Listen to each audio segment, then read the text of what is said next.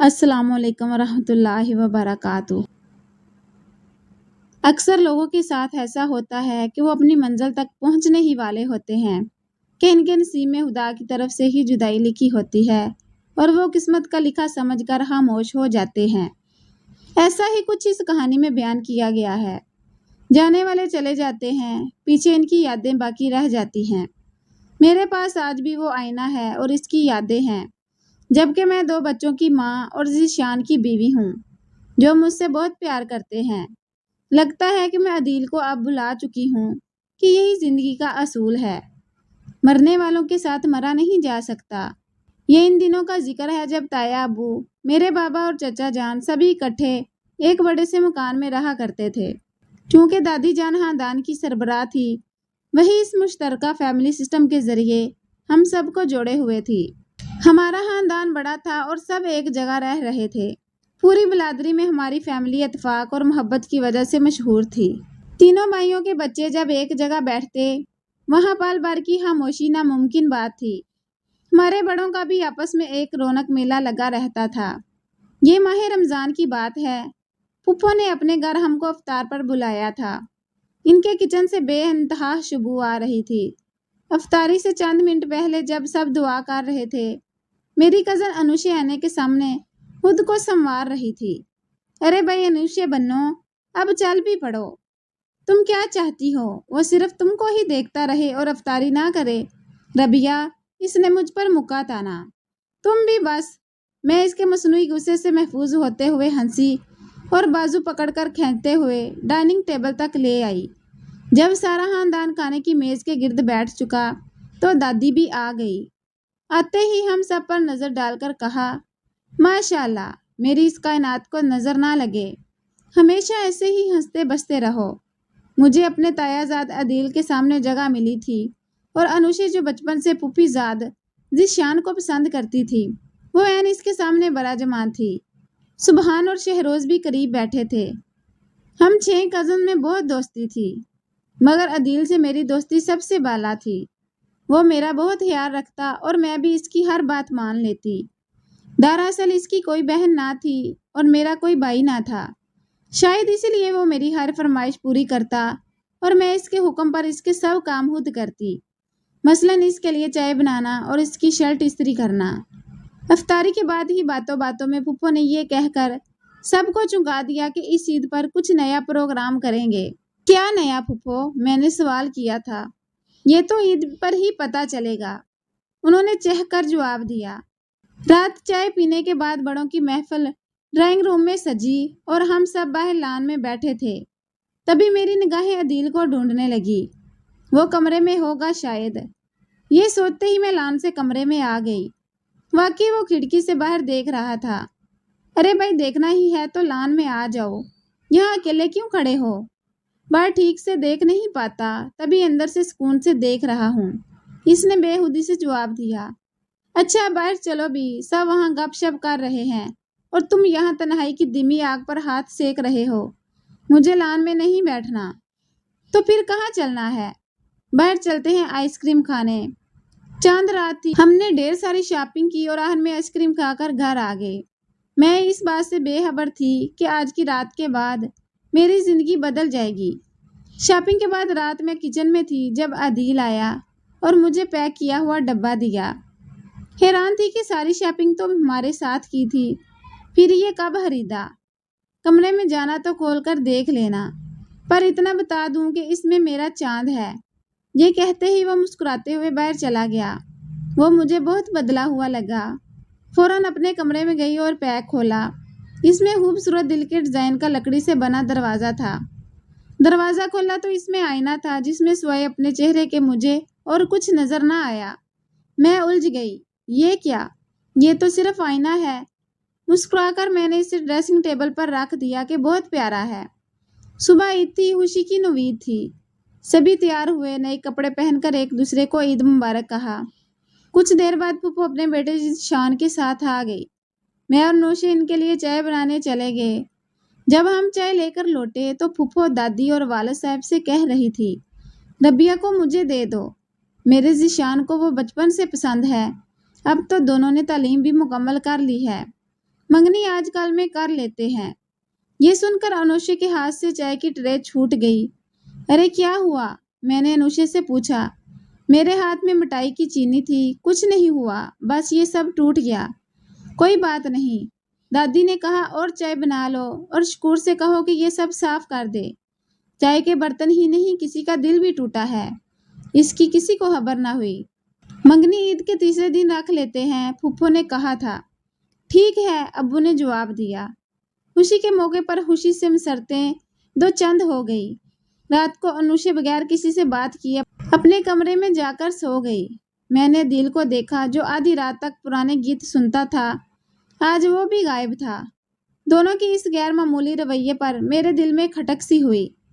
जब अम्मी अब्बू ने मेरी राय मालूम करना चाहा तो मैंने कहा, मैंने तो ऐसा कभी नहीं सोचा था। तुम्हारी फूफो ऐसा चाहती हैं बेटे, ताकि हमसे जुड़ी रहें। तभी मुझे अनुषा के आंसू याद आ गए। अम्मी, अनुषा भी तो है, इससे कर दें। ज़ीशान ने तुम्हारा नाम लिया है बेटी, अगर अनुषा को पसंद करता तो इसी का नाम लेता। अम्मी अबू उलझन में डालकर चले गए और मैं सोचती रह गई कि अनुषा ज़ीशान को चाहती है और ज़ीशान मुझे चाहता है, और मैं किसको चाहती हूँ। दिल का ख्याल आ गया। रात के 2 बज गए और वो सुबह का घर से निकला था, अभी तक नहीं आया। न जाने कहाँ चला गया था। 3 बार फोन कर चुकी थी, पर फोन ऑफ था इसका। मैं इसके इंतजार में लान में टहलने लगी। अचानक गेट पर नजर गई, वो अंदर आ रहा था। इसका चेहरा उतरा हुआ था और आंखें सूजी हुई, जैसे कि बहुत रोया हो। मैं इसकी तरफ गई, कहाँ रहे सारा दिन। वो खामोश बस मेरी तरफ देखता रहा, फिर मेरा हाथ पकड़कर लान में फूलों की क्यारी के पास बैठ गया, जहाँ हम दोनों अक्सर बैठा करते थे और बातें किया करते थे। इस फूलों की क्यारी के साथ हमारी बहुत सी यादें वाबस्ता थी। बताओ क्या हुआ है? मैंने एक बार फिर पूछा। कुछ देर चुप रहने के बाद इसने पूछा, क्या तुमने ज़ीशान के लिए हाँ कर दी? नहीं तो मगर। हाँ कर दो, वो बहुत अच्छा लड़का है, तुमको खुश रखेगा, तुम्हें पसंद करता है वो। इसने एक सांस में कह ही डाला। नहीं, मैं नहीं कर सकती, मैंने जल्दी से कहा। क्यों? क्या तुम किसी और से प्यार करती हो? नहीं, पता नहीं, मैं इसकी आंखों में देख रही थी। तो हाँ कर दो, वो बहुत अच्छा लड़का है, तुम्हें खुश रखेगा, तुम्हें पसंद करता है वो। इसने एक सांस में ही कह डाला। नहीं, मैं नहीं कर सकती, मैंने जल्दी से कहा। क्यों? क्या तुम किसी और से प्यार करती हो?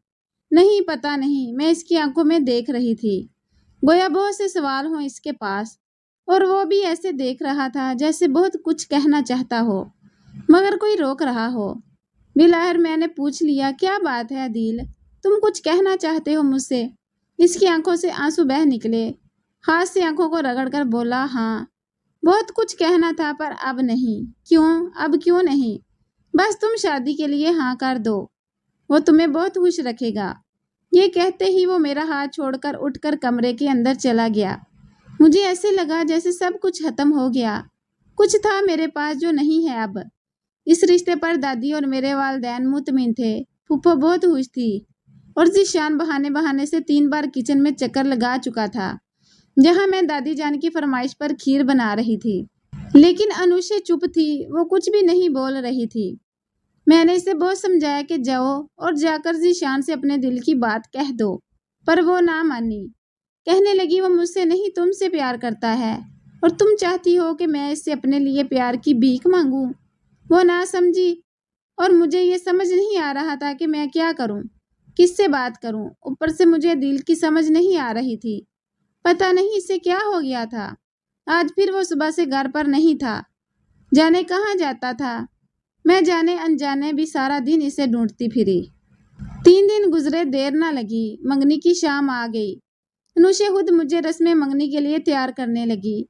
लाख कोशिश के बावजूद वो खुश नजर नहीं आ रही थी। रस्म मंगनी के वक्त अदील बिल्कुल मेरे सामने खड़ा था, लेकिन इसकी नजरें मुझ पर नहीं, ज़ीशान पर थी। वो रशक भरी निगाहों से इसकी तरफ देख रहा था। तकरीब के दौरान फूफो ने एक और फरमाइश कर दी। कहने लगी, भाई मुझसे अब और इंतजार ना होगा, अब मुझे शादी की तारीख दे दें। बाबा ने कहा, जब चाहो आकर ले जाओ अपनी बहू को, अब ये हमारे घर तुम्हारी अमानत है। तभी 1 माह बाद की तारीख का ऐलान हो गया। मेरी हालत तो ऐसी थी کاٹو تو لہو نہیں بدن میں، جانے کیا ہو گیا مجھے کہ ہر وقت کھوئی کھوئی سی رہنے لگی۔ 1 مہینہ ایسے گزر گیا، تیاریاں مکمل ہو گئی تھی۔ اس دوران میرا BA کا رزلٹ آ گیا، جبکہ انوشے جو میری کلاس فیلو بھی تھی وہ 2nd اور میں نے 1st پوزیشن لی تھی۔ مجھے کوئی خاص خوشی نہ ہوئی، لیکن جب انوشے نے رزلٹ دیکھا تو کہنے لگی، دیکھو میں ایک بار پھر تم سے 1 قدم پیچھے رہ گئی۔ یہ بات اس نے کچھ اس طرح سے کہی کہ مجھے افسوس ہوا کہ میں بہت غلط کر رہی ہوں۔ مجھے ذیشان سے شادی نہیں کرنی چاہیے۔ سوچتے سوچتے شادی میں 2 دن رہ گئے۔ بالآخر میں نے فیصلہ کر لیا۔ رات 8 بجے کے قریب میں نے ذیشان کو چھت پر بلایا اور کہہ دیا، دیکھو شانی، میری بات غور سے سنو۔ انوشے تم سے پیار کرتی ہے۔ کیا کہہ رہی ہو تم؟ انوشے مجھ سے؟ اس نے پریشان ہو کر میری طرف دیکھا۔ ہاں تم سے، میں نے جواب دیا۔ وہ بچپن سے تم سے محبت کرتی ہے، اور میں یہ جانتے ہوئے بھی کہ وہ تم سے محبت کرتی ہے کیسے شادی کر سکتی ہوں تم سے؟ لیکن ہو بھی کیا سکتا ہے، میں تو تم سے محبت کرتا ہوں، وہ بھی بچپن سے۔ ذیشان نے کندھے اچکاتے ہوئے کہا، میں نہیں جانتی، وہ میری پیاری دوست ہے۔ اس 1 ماہ میں اس نے مجھ سے صرف 3 بار بات کی ہے، وہ جو 1 منٹ مجھ سے دور نہ رہتی تھی۔ میں نے اسے کھو دیا ہے شان، اور شاید بہت کچھ کھو دیا ہے میں نے کھوئے کھوئے انداز میں کہا۔ ذیشان نے سوالیہ نظروں سے میری طرف دیکھا۔ اب کچھ کرو شان، میں کچھ نہیں کر سکتا۔ اب شادی میں 2 دن رہتے ہیں، میں کیا کروں؟ اور ویسے بھی میں اس سے پیار نہیں کرتا، میری نظریں تو ہمیشہ تم پر لگی تھی۔ اس نے میرا ہاتھ پکڑنا چاہا، تبھی میں تیزی سے نیچے جانے کو مڑی۔ کیا دیکھتی ہو انوشے؟ زینے میں کھڑی میری باتیں سن رہی ہے۔ میرے تو ہاتھ پاؤں پھول گئے۔ تم کیا سمجھتی ہو میں اس کا ہرات میں دیا پیار لے لوں گی؟ ہرگز نہیں۔ جب وہ مجھ سے پیار ہی نہیں کرتا تو کیا فائدہ؟ میں جب کبھی اس کی آنکھوں میں دیکھوں گی، مجھے تم نظر آؤ گی۔ میں اس سے شادی کبھی نہیں کر سکتی، چاہے تم اس سے شادی کرو یا نہ کرو۔ اور ہاں، یہ کیا کہہ رہی تھی تم کہ تم نے مجھے کھو دیا؟ وہ میرے ہاتھ اپنے ہاتھوں میں لیتے ہوئے بولی، میں ابھی بھی تمہارے پاس ہوں، ویسی ہی ہوں، بس کچھ وقت تو لگے گا، پھر ٹھیک ہو جاؤں گی میں۔ اب تم آرام سے سو جاؤ۔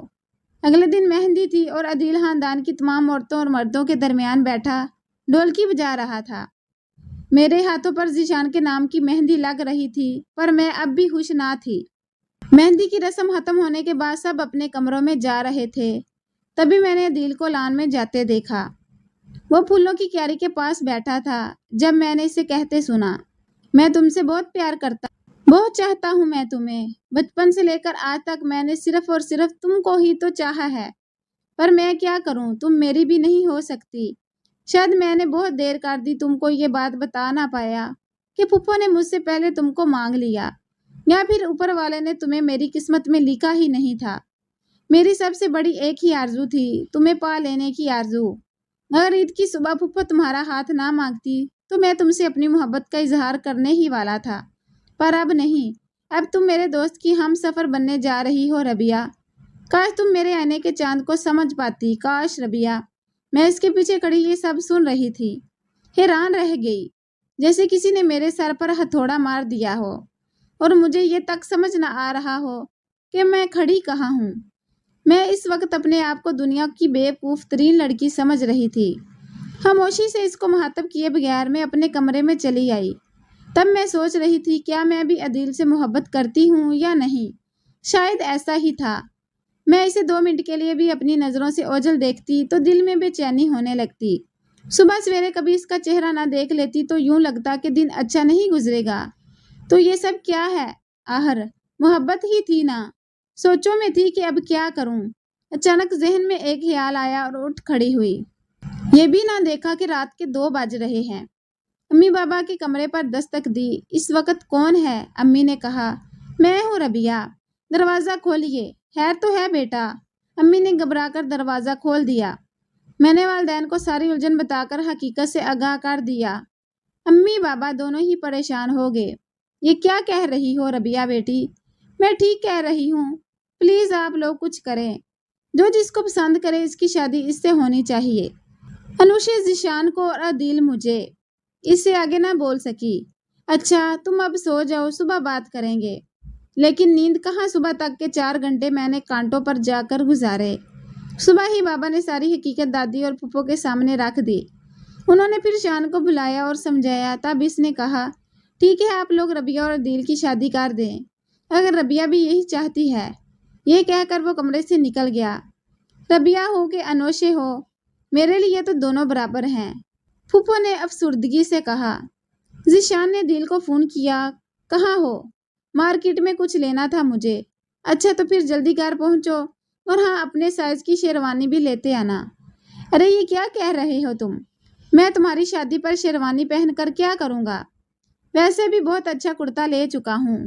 میری نہیں بیوقوف، تمہاری شادی کی بات کر رہا ہوں۔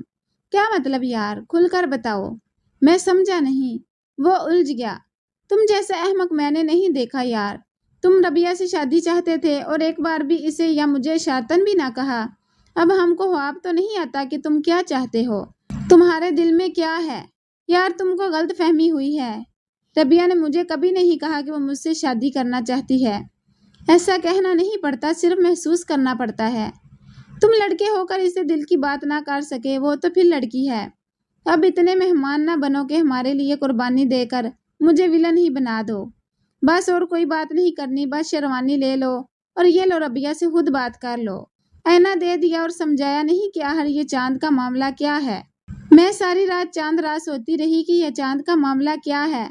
سوچا صبح تم سے پوچھوں گی، تم تو جانتے ہو کہ میں ازل کی بیوقوف ہوں، اور صبح تو گھر کا نقشہ ہی بدلا ہوا تھا۔ اگر کل رات میں تمہاری اس پھول کی کیاری سے کی ہوئی باتیں نہ سنتی تو کبھی اپنے دل کی آواز اور اس آئینے میں اپنا چہرہ نہ دیکھ پاتی، اور تم نے تو ویسے ہی مجھے کچھ نہ بتانے کی قسم اٹھائی ہوئی ہے۔ اچھا اب شیروانی لے آنا۔ انوشے چھت پر تھی۔ فون بند کر کے میں اس کے پاس گئی۔ اسے بہت منایا کہ وہ ذیشان سے شادی کر لے، پر وہ نہ مانی۔ ضد کی پکی تھی، شاید اپنی جگہ وہ بھی ٹھیک تھی۔ نیچے آئی تو روم میں نیوز چینل پر بریکنگ نیوز چل رہی تھی، جبکہ وہاں کوئی موجود نہ تھا۔ پتہ نہیں کون ٹی وی آن کر کے چلا گیا۔ میں ریموٹ اٹھا کر بند کرنے لگی تو ایک دم ساکت رہ گئی۔ لاہور کے کسی بڑے شاپنگ مال میں آگ لگی تھی۔ 8 لوگ جان سے گزر چکے تھے، جبکہ 50 زخمی تھے۔ اف، پاکستان کے حالات جانے کب ٹھیک ہوں گے؟ جو لوگ مر چکے تھے ان کی ڈیڈ باڈیز باہر لان میں رکھی تھی۔ یہ چہرہ نہیں، یہ وہ نہیں ہو سکتا۔ سب نیچے آ گئے۔ کیا ہوا ربیہ؟ امی یہ دیکھیں، یہ نہیں ہو سکتا۔ میری زبان لڑکھڑانے لگی، تبھی میں دھڑام سے گر گئی۔ کسی کو یقین نہ آئے گا کہ وہ بے ہوشی 1 سال تک رہی۔ میں جب کومے سے بیدار ہوئی تو اپنے کمرے کو ہسپتال کی مانند پایا۔ امی میں کہاں ہوں؟ تم اپنے کمرے میں ہو میری بچی، تم ٹھیک ہو گئی ہو؟ ان کی خوشی ددنی تھی، لیکن اگلے ہی لمحے وہ اداس ہو گئی، کیونکہ عدیل اس دنیا میں نہ رہا تھا۔ اسے مارکیٹ میں آ کے حادثے نے نگل لیا تھا، اور اس حادثے کو اب 1 سال گزر چکا تھا۔